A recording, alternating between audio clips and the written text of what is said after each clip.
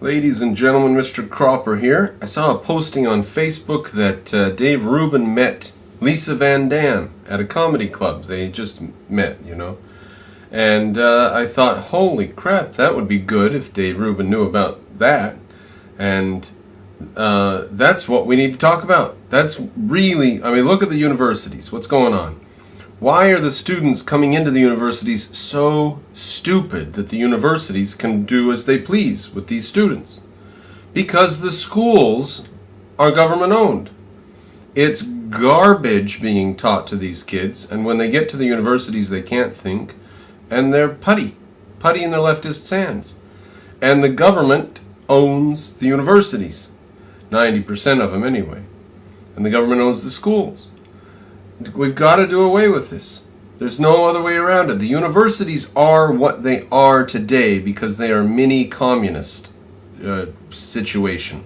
They are communism infiltrated into America. They are socialism writ across our education system. That's why they're so terrible. Not because the ideas they're teaching are bad. The ideas they're teaching are bad because of the form that the system is. There's no other ideas that can end up being taught in a system like that. History's shown this again and again. The schools are obviously not going to teach ideas that would put them out of business in a generation, which is what would happen to them if they taught free market ideas. So they don't teach free market ideas.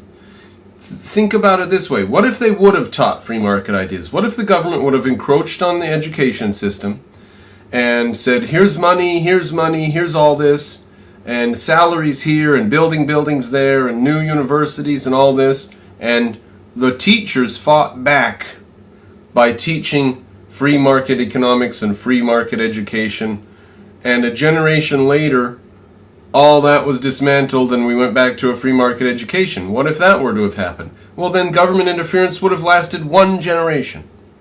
Kind of like the massive economic interference of the 1930s.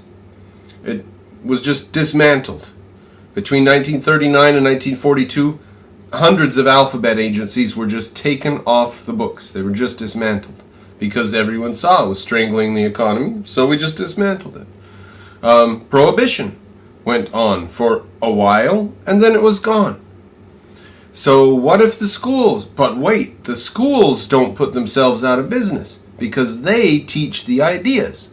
So they're not going to teach ideas of free market if you give them government power. They're going to teach the government is supreme and all hail the government and more power to the government.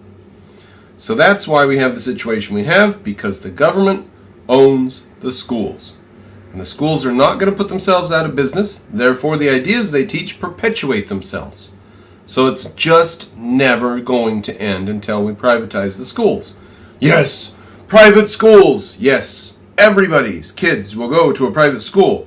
And it might be a free school. In all likelihood, it's not going to cost very much money because there's not that much money to be made in education. The economics just don't work. So, it's going to be cheaper than the ones we have today, I can promise you that, and it'll be better than the ones we have today. That I'll promise you. A million promises about every aspect of education. All of it will be a million times better under private education, and cheaper.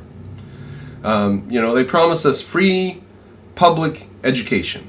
It's not free. We're paying enormously, mostly for the administrators to sit around and do nothing. And it's not education because these kids can't read and write. It's public. They provide us free publicness, socialism. That's all they're giving you. So we've got to start this conversation about privatizing education. All these other conversations about the left versus the right and where should we draw the line, and should we have roads, and should the government do this in medicine or not, all these are fluff.